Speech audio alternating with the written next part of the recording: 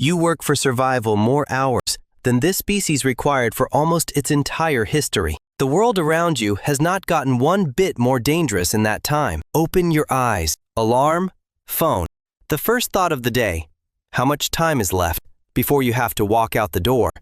For 300,000 years straight, a human being never had that thought at all, because there was nothing to be late for. Work feels to you like a law of nature, something like breathing or sleep. 8 hours, 5 days a week, a calendar, a boss, a paycheck at the end of the month. You hold on to this so tightly that the question, what if this isn't natural, sounds like a joke. And yet, for 99% of the time our species has existed, that law simply did not exist.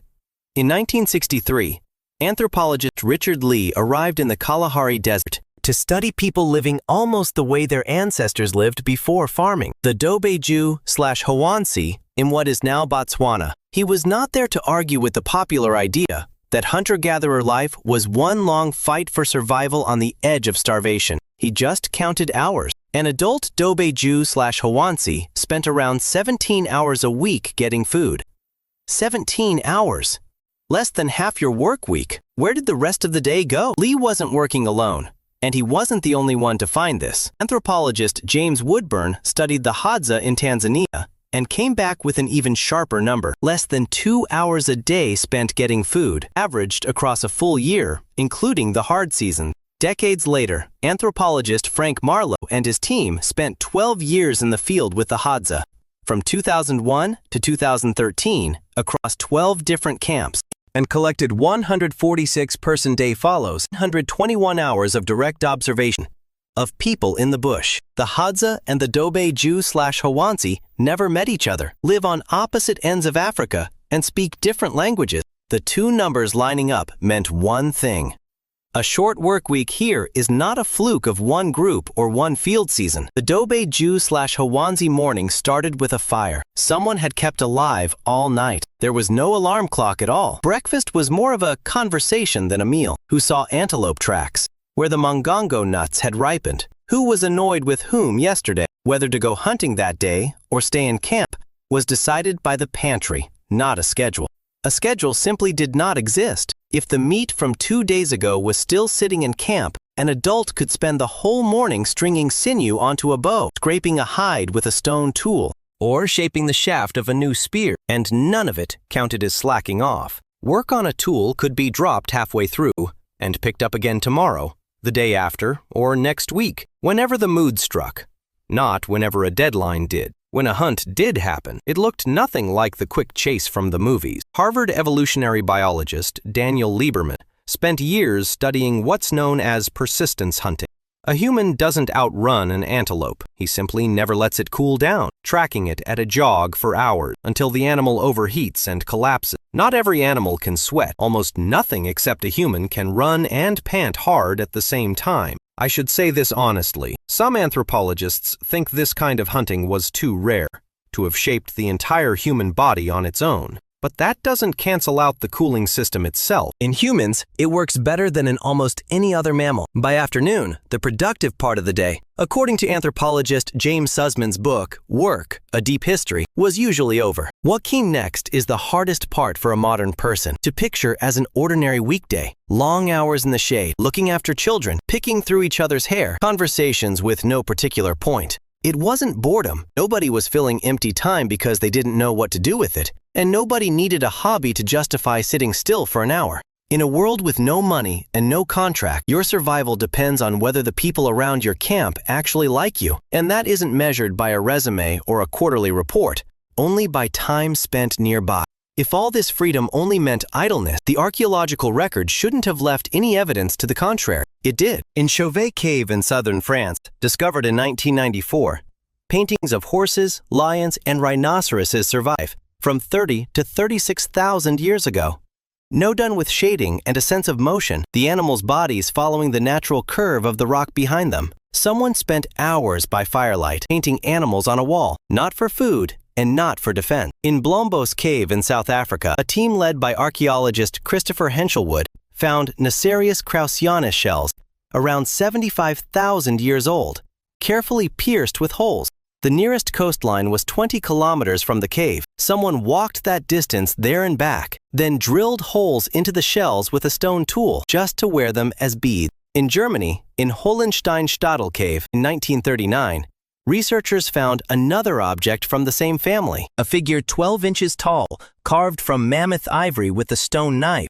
It has the body of a man and the head of a cave lion. It's roughly 40,000 years old, and it is the oldest known sculpture of a human being on the planet. Cutting that deep into solid ivory with a flint tool without splitting it took weeks of work. Nobody eats a lion-headed man. Nobody scares off predators with one. Somebody simply wanted that figure to exist. The average modern person will spend around 90,000 hours of their life at work, a figure that circulates constantly in books about burnout. Someone from the Kalahari never racked up that many hours, even counting food gathering and tool repair combined. Even the free time a modern person does have left is built differently. According to the 2025 American Time Use Survey, the average American adult spends about 5 hours and 10 minutes a day on leisure, and almost half of that, 2 hours and 36 minutes, goes to television. Another 37 minutes goes to games and social media, more than it was 10 years ago. The Dobie Jew/Hobensai evening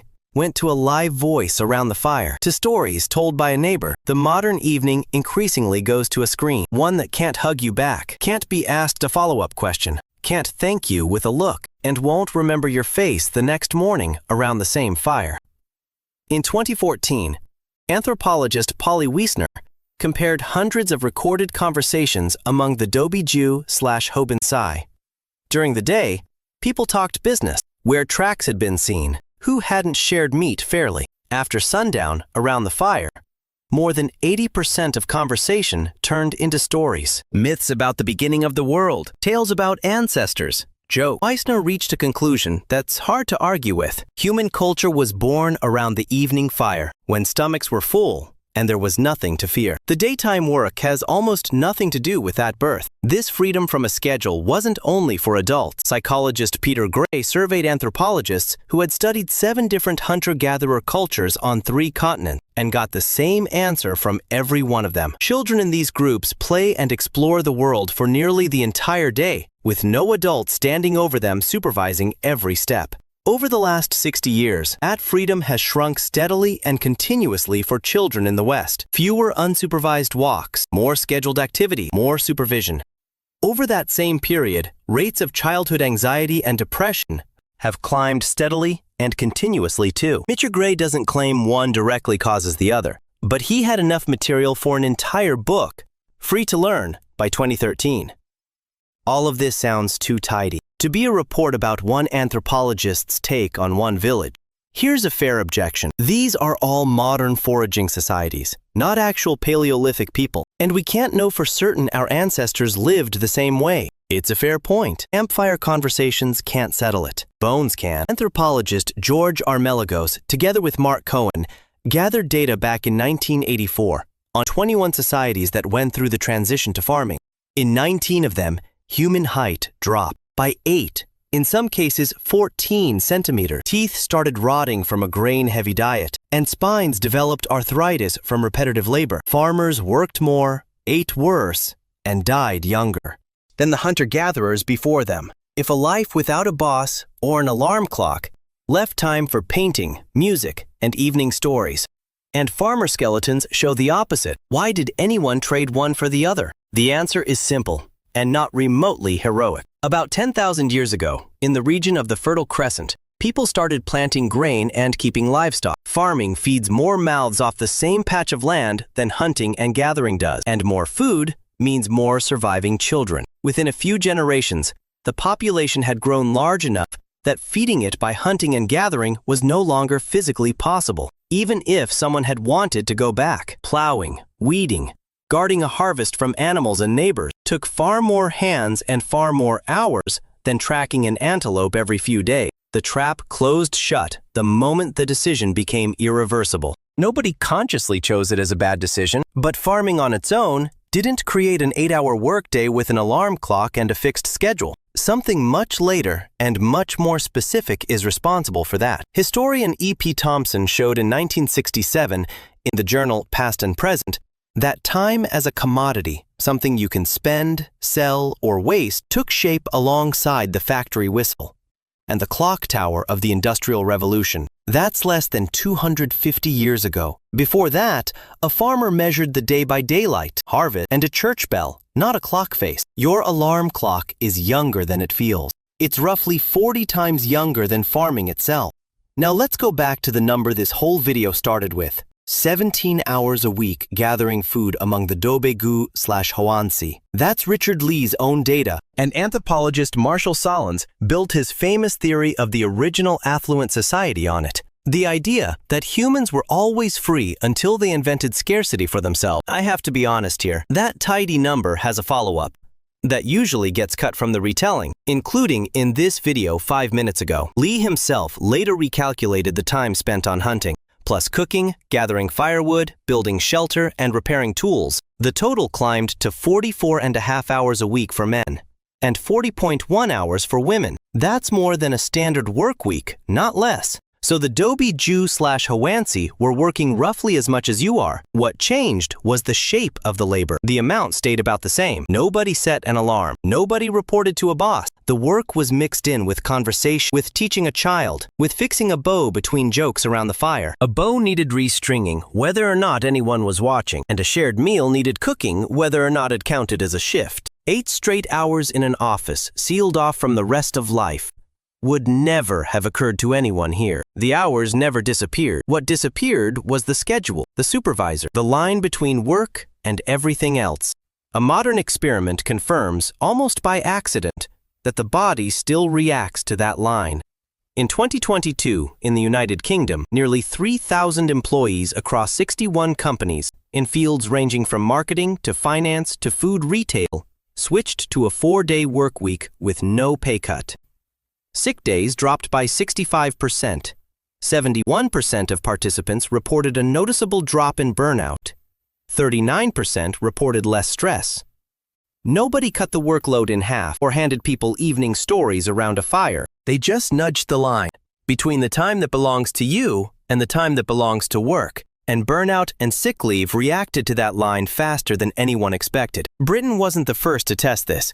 Earlier, from 2015 to 2019, a similar experiment ran at a much larger scale in Iceland. 2,500 workers in offices and hospitals switched to 35 or 36 hours a week with no loss in pay. Productivity didn't drop anywhere. Well-being improved across every measure they tracked. Today, 86% of Iceland's workforce already has a permanent reduction in hours, or the right to one. Open your eyes again, the way you did at the start of this video. Alarm, phone, the thought of how much time is left before you have to leave. None of that is going away tomorrow morning. Your ancestors put in roughly as much labor as you do, but their labor stood next to conversation around a fire, next to fixing a bow between jokes, next to the voice of the person camped beside them. Yours stands apart from all of that, behind a closed office door, or in a separate browser tab, where the work chat stays silent right up until someone messages it after 10 at night. For 300,000 years, humans never separated work from life. You open your eyes every morning, and the first thing you do is split them apart. Then wonder by evening why that split is so exhausting and never quite manage to put the two halves back together before the alarm goes off again. If you liked looking at an ordinary thing from this angle, hit like and subscribe to Nemo.